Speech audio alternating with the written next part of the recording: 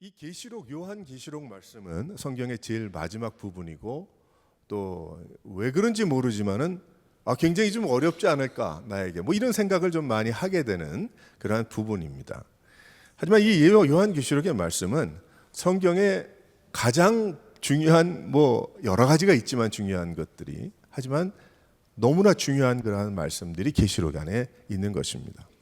예수님의 다시 오실 예수님께서 약속하신 다시 오실 예수님에 대한 그러한 말씀이 여기에 있기 때문이죠.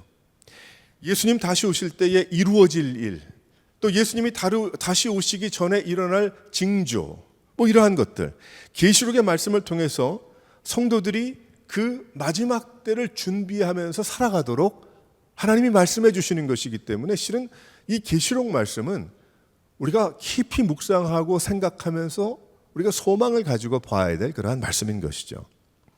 이 말씀은 사도 요한이 도미티안 황제 때에 반모섬에 유배가 되어서 몇 년 동안 있었는데 그동안에 예수님께서 친히 그에게 말씀해 주시고 보여주신 그러한 말씀입니다. 받은 말씀입니다. 그래서 96년 에베소로 돌아오기 이전에 있었던 그런 말씀일 것이다 라고 알고 있는데, 그래서 우리는 이 말씀을 통해서 앞으로의 이루어질 일들, 궁금하잖아요.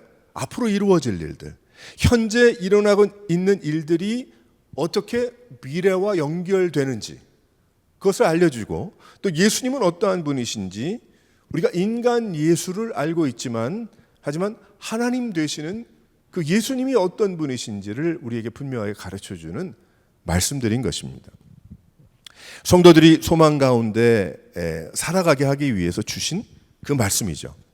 물론 믿지 않는 세상에는 불의 심판, 또 무시무시한 그러한 이야기들이 요한계시록에 나오고 있지만, 하지만 그 심판들은 우리 믿는 성도들에게는 복된 말씀이고 축복의 그러한 시간들이고 우리에게는 앞으로 이어질 영원한 그러한 삶의 생명의 그러한 이야기들이 요한계시록에 나오는 것입니다. 미국의 대통령이 새롭게 또 다시 한번 또 선출되어서 과연 앞으로 몇 년 동안 어떻게 될 것인가, 이런저런 얘기가 분분하지만 실은 그것보다 앞으로 일어날 계획의 계시록의 말씀을 우리가 묵상하고 보게 되면 그 모든 세상의 일들이 말씀에 나오는 하나님의 그 뜻에 향해 가고 있다는 것을 우리는 알게 됩니다. 그래서 요한계시록은 우리와 거리가 멀고 이해하기 어려운 말씀이 아니라 아마도 가장 따뜻하고 우리에게 가장 소망적이고 기대가 되는 그러한 말씀임을 믿는 여러분들이 되시기를 바랍니다. 그런 말씀인 거죠. 하나님은 아시아의 7교회, 여기 아시아의 7교회 이름이 다 나오고 있는데 그 교회는 아마 전 세계에 있는 그 교회를 대표하는 그러한 교회였을 것입니다. 그래서 그 7교회에 이 편지를 받은 말씀을 보내라고 하시죠. 하지만 이 말씀은 지금 우리 교회에도 우리에게도 주시는 그런 하나님의 말씀인 것입니다. 이 말씀으로 우리는 회개도 하고 이 말씀을 가지고 계시록의 말씀을 통해서 소망도 가지고 또 깊은 깨달음도 얻고 미래를 준비하는 믿음의 성도가 우리가 되어야 하는 것이죠. 그래서 과연 다시 오실 이 예수님은 어떤 분이신가? 우리가 예수님에 대한 그 이야기를 또 몇 주 전에도 나눴잖아요. 근데 다시 오실 그 예수님, 그 초점에서 계시록에서 말씀하신 예수님 어떤 분이시냐? 여기에 몇 가지를 우리가 볼 수가 있어요. 첫 번째로 다 같이 한번 읽어보도록 하겠습니다. 시작. 알파와 오메가세요. 그렇게 설명합니다. 8절의 말씀을 보게 되니까 주 하나님이 이르시되 나는 알파와 오메가라. 이제도 있고 전에도 있었고 장차 올 자요 전능한 자니라 하시더라 라고 말씀하고 있습니다. 계시록의 말씀은 예수님께서 이제 사도 요한에게 주신 그러한 말씀인데, 예수님께서 그렇게 사랑하셨고 예수님의 사랑을 그렇게 많이 받았고 예수님을 사랑하던 그 제자 요한이 예수님을 다시 만나게 되니까 얼마나 기뻤겠어요. 얼마나 반가웠겠습니까? 말씀을 들으니 얼마나 좋았고 귀하게 들렸겠는가. 그래서 예수님은 여기 뭐라고 자신을 이야기하고 계시는가 하면, 함께 그 공생의 기간 동안에 함께 사역하고 3년 동안 지냈던 그 예수님, 그 십자가를 지신 그 예수님이지만은 여기에 설명해 주시는데 알파와 오메가라는 이야기를 합니다. 이 알파와 오메가라는 그 뜻은 무슨 뜻이냐면 헬라어의 그 알파벳의 첫 번째와 마지막을 뜻하고 있어요. 뭐 다른 큰 뜻이 있는 것은 아니고, 그래서 결국 이 말은 처음과 끝이라는 거예요. 그러니까 그 예수님은 여기 하나님이라고 고백을 하잖아요. 삼위일체 되신 하나님이라고 고백을 하게 되는데, 결국 창조 때에도 계셨고 그 예수님은 지금도 계시고 함께 또 세상 끝에도 계신 영원하신 하나님이란 뜻이죠. 사람이 아니죠. 내가 3년 동안 만났던, 같이 먹고 같이 울고 같이 자고 같이 다녔던 그 예수, 나사렛 예수, 거기에서 끝나는 것이 아니고 영원하신 하나님이시라는 거예요. 그래서 알파와 오메가시다라고 이제 사도 요한에게 설명하실 때에 그 사도 요한은 너무나 분명하게 그것이 이해가 됐을 거예요. 아, 이전에도 계셨고 또 지금도 나와 함께 하시고 앞으로도 영원까지 함께 하실 그 예수님께서 올려 가실 때 두 천사가 올려 가신 대로 다시 오실 것이라고 말씀하시는 다시 오실 그 예수님을 어떻게 만나는 거잖아요. 지금 요한이 예수님이 사람으로 만나 사람으로 죽었다면 알파와 오메가라고 이야기할 수가 없었을 겁니다. 하지만 예수님은 삼위일체 하나님으로 알파와 오메가이신 거예요. 우리가 예수 믿는 것은 받은 증거 많다고 하는 고백을 할 때도 예수님은 한 분이신 하나님이시고 역사를 아시고 역사를 이끄시고 그 역사를 시작하시고 그 역사를 영원까지 인도하시는 바로 하나님이신 거죠. 그래서 이 요한이 그 예수님을 만났을 때에 내가 여지까지 알고 있었던 그 예수님 플러스 또 더 많이 알게 된 거예요. 이분이 과연 영원하신 분이시구나, 하나님이시구나. 그러니까 여기에 하나님께서 말씀하시더라고 고백을 하는 겁니다. 즉 이 말은 나를 지으시고 나를 알고 계시고 나를 영원한 생명으로 인도하시는 분이라는 거죠. 우리는 이 사도 요한이 예수님을 만난 또 이 메시지를 받는 이 사건들을 쭉 이제 보면서 묵상하면서 나에게도 예수님은 알파와 오메가이시구나 라고 우리가 알게 되는 것입니다.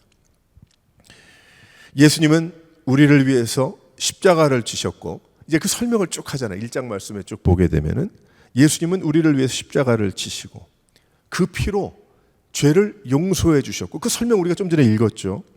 부활하셨고 하나님 보좌에 앉아 계시고 우리를 부족하지만 제사장 삼아 주신 하나님이시라.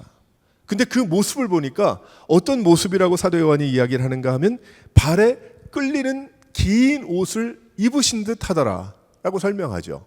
그 예수님께서 가슴에 띠를 띠고 있는 것 같고 그 머리와 털의 희기가 양털이 참 그 하얀 너무나 정결한 순결한 그 모습을 가지고 계시고 그 눈은 불꽃 같고 그 발은 풀무불에 단련된 빛난 그런 주석 같고 그의 음성은 맑은 많은 물소리 같고 오른손에 7개의 별을 쥐고 계시며 그의 입에서 좌우에 날쌘 검이 나오고 그의 얼굴은 해가 힘있게 비치는 것 같더라. 할렐루야. 우리가 상상이 안 가는 일이에요. 하지만 최대한 하나님께서 우리에게 주신 그 지혜와 상상을 동원해서 요한이 보았던 그 예수님이 어떤 분이셨을까를 한번 그려보세요. 뭐 그려지지도 않죠. 뭐 어떻게 그리겠어요, 그것을.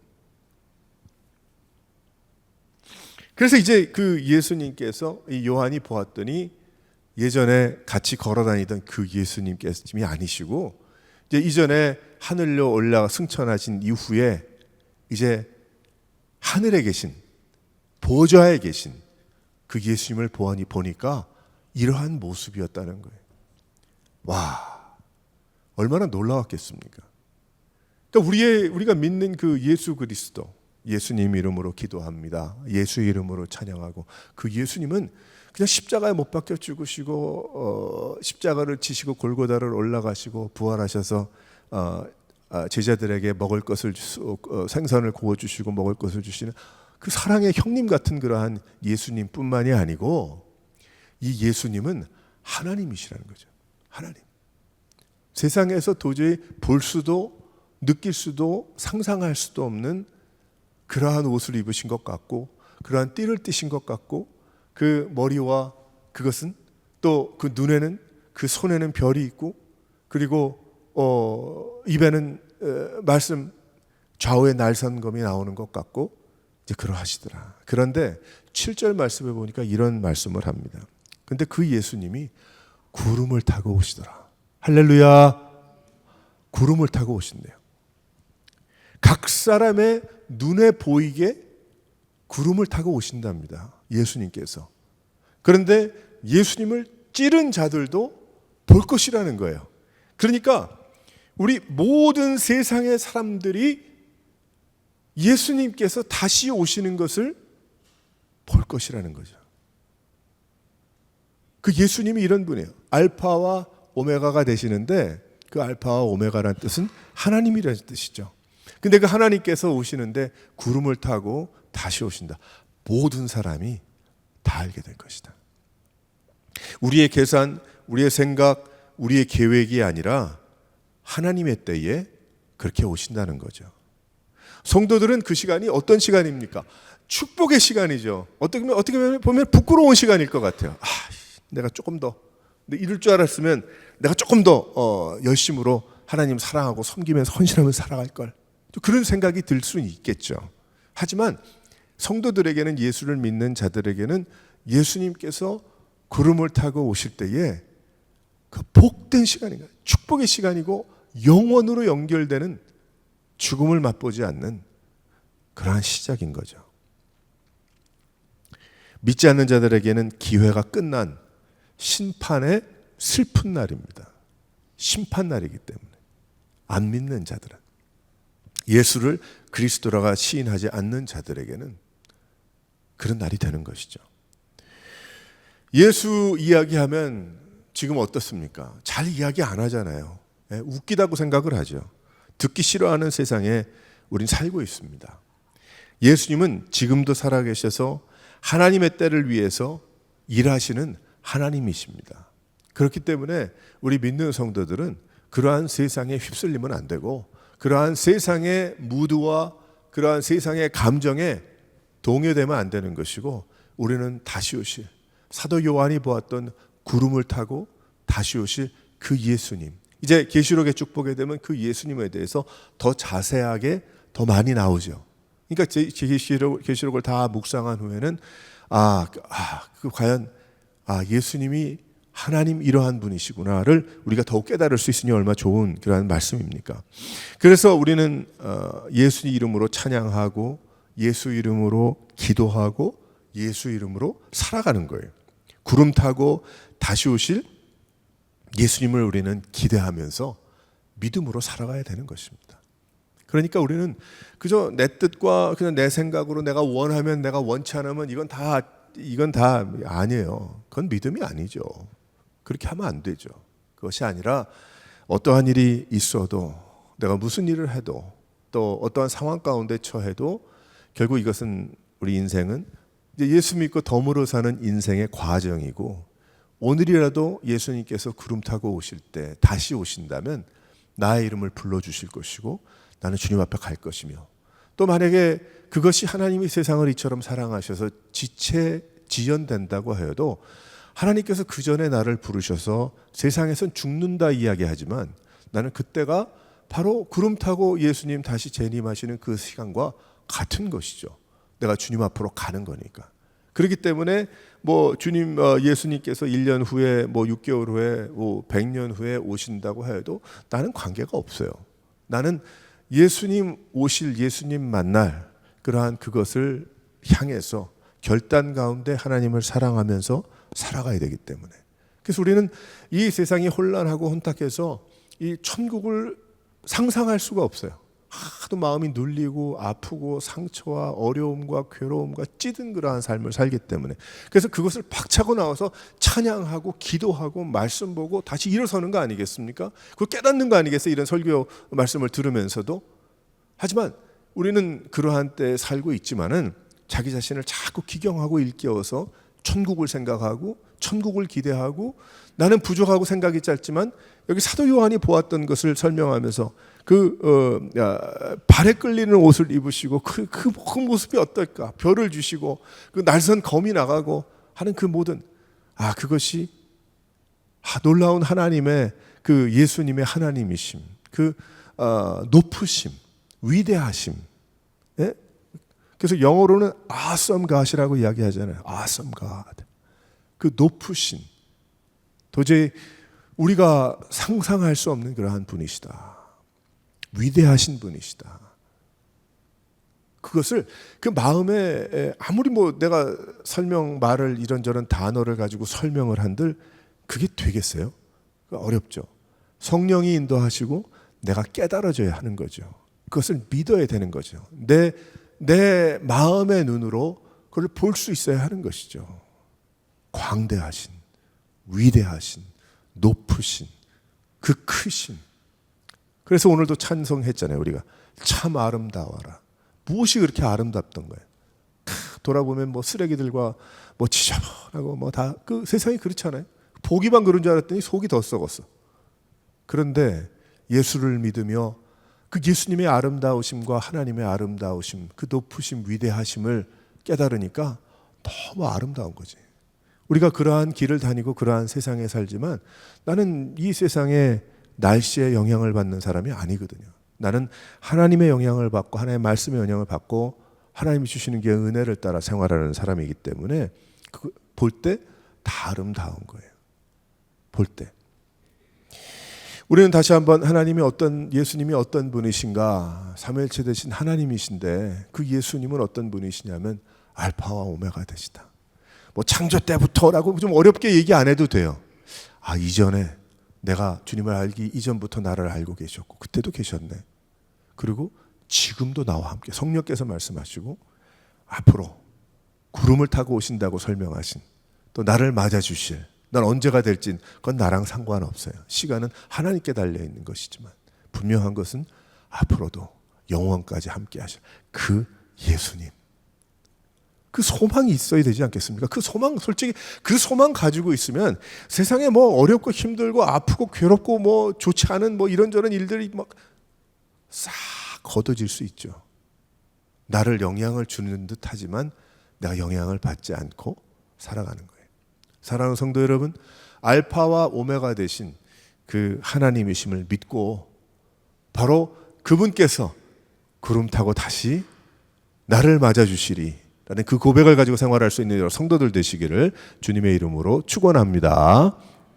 두 번째로 예수님 어떤 분이십니까? 다 같이 한번 읽어보겠어요. 시작. 오른손을 얹어주시는 분. 17절에 보면 내가 볼 때 그의 발 앞에 엎드려져 죽은 자 같이 되어서 기절했다는 것이죠. 이 요한이 그가 오른손을 내게 얹고 라고 이야기를 하잖아요. 예수님은 하나님이시지만 예수님은 참으로 퍼스널한 분이에요. 영어로는 퍼스널하다고 이야기할 수 있어요. So close. 너무 가까우신 분이에요. 요한이 이 광경을 보았어요. 요한은 기절한 거예요. 여러분들 그 광경 보고 기절하지 않겠어요? 아마 여러분들이 제대로 상상을 했다면 아마 지금쯤 다 기절하고 한 1, 2분 됐을 거예요. 내가 여러분들 깨워야 될지 몰라.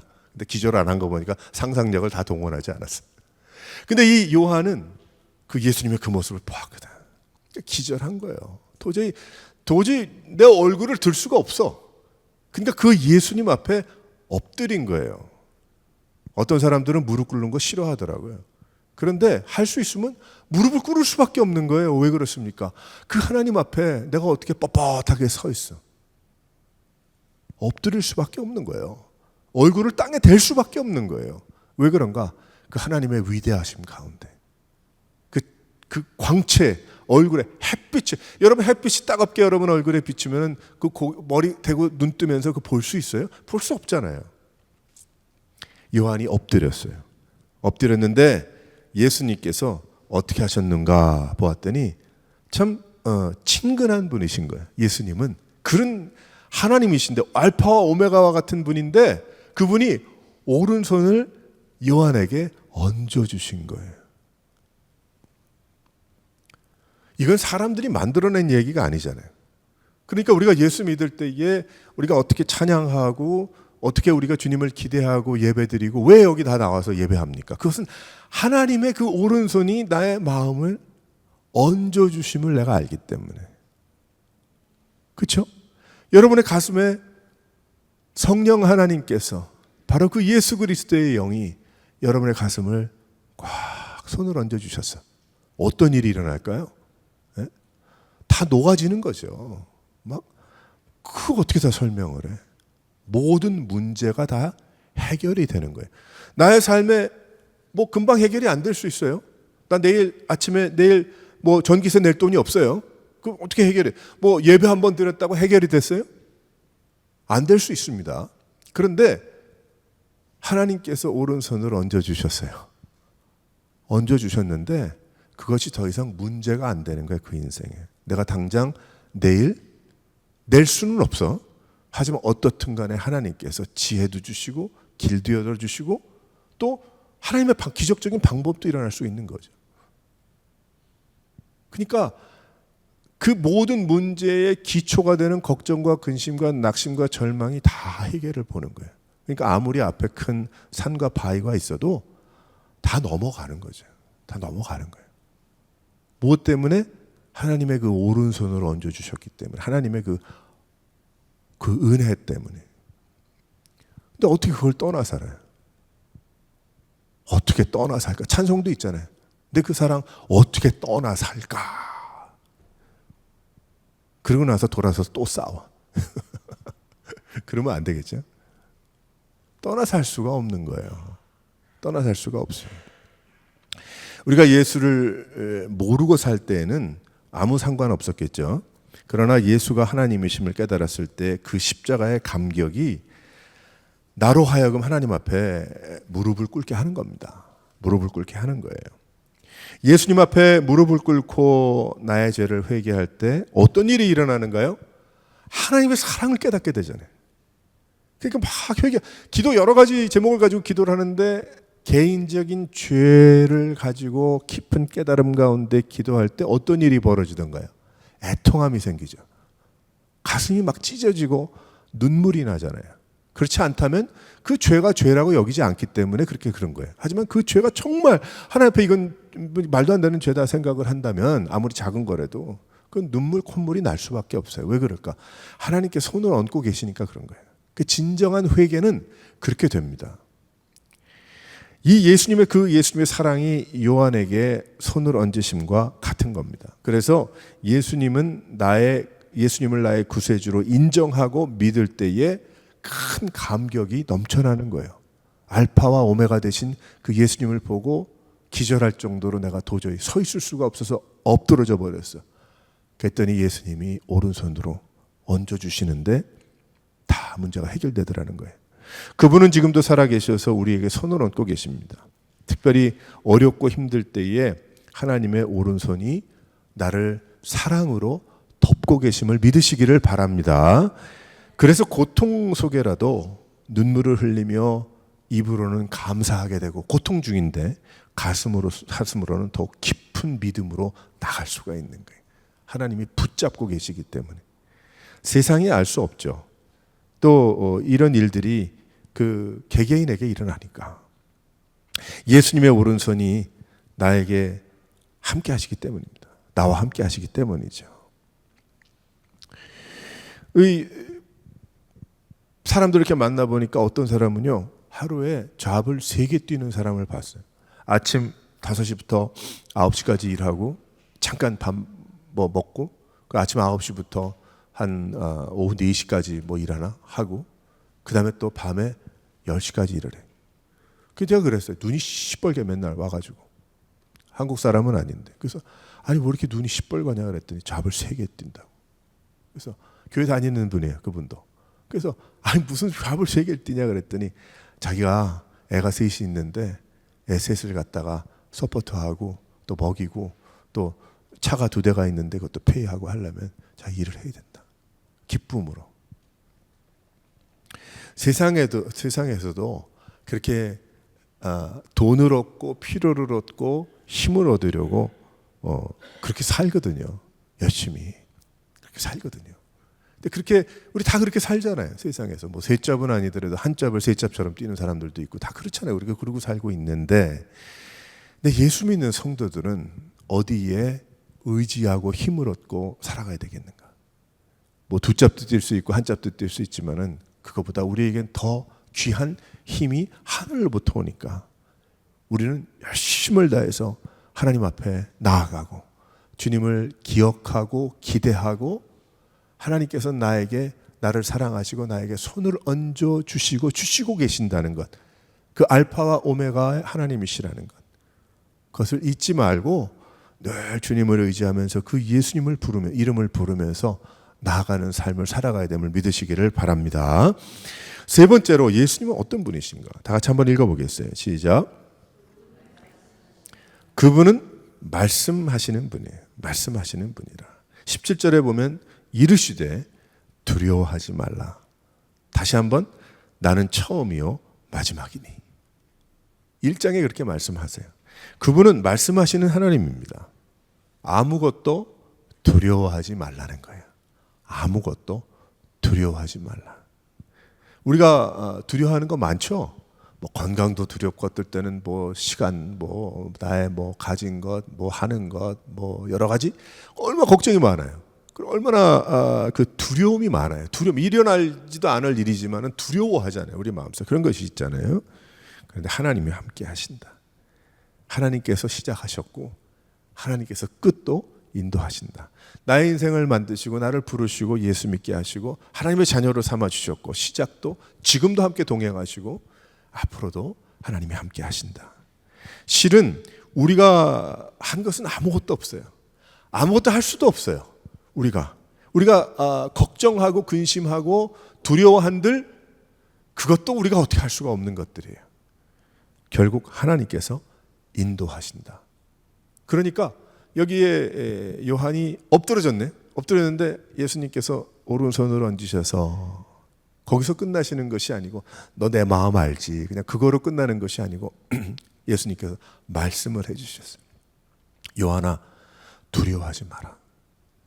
근데 그 계시록의 마지막 장까지 두려워할 메시지가 얼마나 무시무시한 이야기들이 얼마나 많이 있습니까? 그런데 요한에게 두려워하지 마라. 그 하나님께서 오늘 우리에게, 여러분에게 말씀하십니다. 두려워하지 말라는 거예요. 두려워하지 말라. 두렵죠. 살다가 걱정되고 불안하고, 이거 뭐 스트레스에, 괴로움에 이거 뭐 어떻게 될까, 답이 없어요. 이게 사는 건가? 그럴 때가 있지만, 하지만 하나님 우리에게 답을 주시는데, 그런 일이 있더라도, 있을 수 있으나 어떻게 예수 믿고도 그런 게 싹 없어질 수 있어요? 우리가 다 부족한 사람들이고 더욱더 성화돼 나가는 것인데, 하나님이 이런 말씀을 통해서 우리에게 말씀하시는데, 두려워하지 마라. 두려워하지 마라. 두려워하지 말라 그러니까 어떤 사람은 교만해버리는 경우도 있어요. 근데 그건 아니죠. 그런 차원의 두려움이 아니고 하나님을 믿고 의지하는 가운데 엎드러져 있는 두려워하지 마라. 우리가 한 건 아무것도 없어요. 그래서 믿고 맡기라는 겁니다. 의지하라는 것입니다. 나의 인생도 이렇게 돌아보면, 저도 이렇게 돌아보게 되면, 여기까지 살고 여기까지 오고 여기까지 이렇게 일하고 이렇게 하면서 주를 위해서 산 것도 내가 한 것이 아니에요. 결국은 내가 한 것이 아니에요. 우리가 많은 과거의 일들을 돌아보면서, 저도 뭐 상처로 따지면 뭐 많겠죠. 여러분들도 마찬가지일 거예요. 얼마나 많겠어요. 각자 그 레파토리가 얼마나 많겠어요. 사연이 얼마나 많겠어요. 말할 것이 얼마나 많겠어요. 그런데 하나님께서 인도하신 거예요. 할렐루야. 우리 예수 믿는 사람들은 그거 믿어야 됩니다. 하나님 인도하신 거예요. 물론 내가 실수하고 내가 잘못 결정하고 내가 뭐 그런 후회도 되고 막 그런 것도 있지요. 하지만 합력하여 선을 이루는 건 뭡니까? 그러면. 하지만 하나님은 내가 실수하고 그래도 회개하고 다시 엎드리고 하나님을 하나님으로 인정하는 삶을 살면, 결국 잘못된 결정과 잘못된 얼마나 많겠어요. 그래도 결국 나중에 그 주님 앞으로 나가면 하나님께서 믿음으로 끌어주시고 헌신으로 인도하시고 부르심을 이루게 하시고 하시더라는 거죠. 하나님께서 인도하셨기 때문에 여기까지 온 거예요. 그래서 미래도 어떻게 됩니까? 우리가 하나님께 맡겨야 됩니다. 다 맡겨버려야 돼요. 하나님께.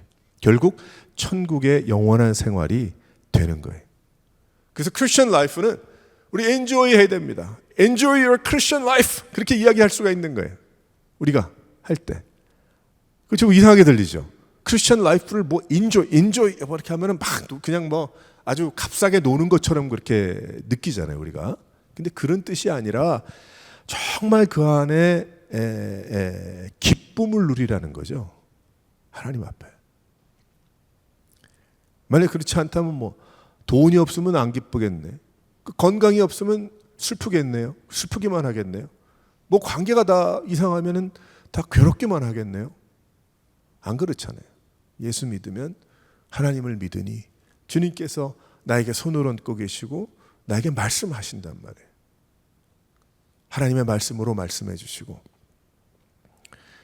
고통이 참 있다고 하지만 어떻게 됩니까? 그 고통 중에 믿음으로 이기면서 주의 때를 구하라. 하나님, 이러한 내가 고통과 어려움을 겪지만 이러한 일을 통해서 주님께서 이루시기 원하시는 것은 또 무엇입니까? 나에게 알려주시면 내가 좀 더 바르게 헌신하고 주님 앞에 나가겠습니다. 결국 덤으로 사는 인생이니까 예수 믿은 후에 그래서 주님 오실 때까지 또 주님께서 나를 부르실 때까지 내가 주를 위해 믿음을 버리지 않고 이 크리스천 라이프를 정말 잘 누리면서 내가 기쁨으로 누리면서 생활할 수 있기를 원합니다. 세상의 끝이 다가옵니다. 언제 그렇게 될지 우리는 모르죠. 근데 여기 이제 계시록에 나오는 말씀들을 쭉 묵상해 보면서 너무나 비슷한 그러한 부분들이 많이 일어나고 있어요. 뭐 지진이 났기 때문에 그것이 아니고 돼가는 모든 그런 사람들의 그 모습과 하나님을 배반하는 그러한 모습과 마지막 때의 마귀가 어떻게 설쳐나갈 것을, 왜 그러냐, 마귀가 자기가 영원한 그 불구덩이로 들어갈 것을 알고 있거든요. 그러니까 마지막이라는 걸 아니까 얼마나 발광을 하겠어요, 이 마귀가, 사탄이. 그러니까 우리는 그 영적인 눈으로 그것을 볼 때에 그걸 알아야 되는 거죠. 그 바람에 날뛰면 안 되는 거죠, 우리도. 마귀가 자기가 이제 마지막인 걸 아니까 저 난리를 피고 있는데 우린 반대로 뭘 생각해야 돼? 이제 끝이 오는구나. 이제 하나님께서 해결하시겠구나. 믿음을 가지고 살아야죠. 사랑하는 성도 여러분, 다시 오실 예수님. 예수님은 어떤 분이신가? 예수님은 알파와 오메가 되신다. 그리고 예수님은 바로 그 위대하신 그 하나님께서 나와 함께 하신다. 그리고 나에게 말씀하신다. 어떻게 해야 될까요? 우리의 마음을 열고 주님의 은혜를 사모하면서 주의 이름을 높이고 우리가 예배하는 그러한 인생, 그것이 우리의 평생 동안 하나님이 부르실, 또한 다시 오실 그때까지 이루어야 될 그러한 삶을 믿고 그러한 믿음으로 나갈 수 있는 여러 성도들 되시기를 주님의 이름으로 축원합니다.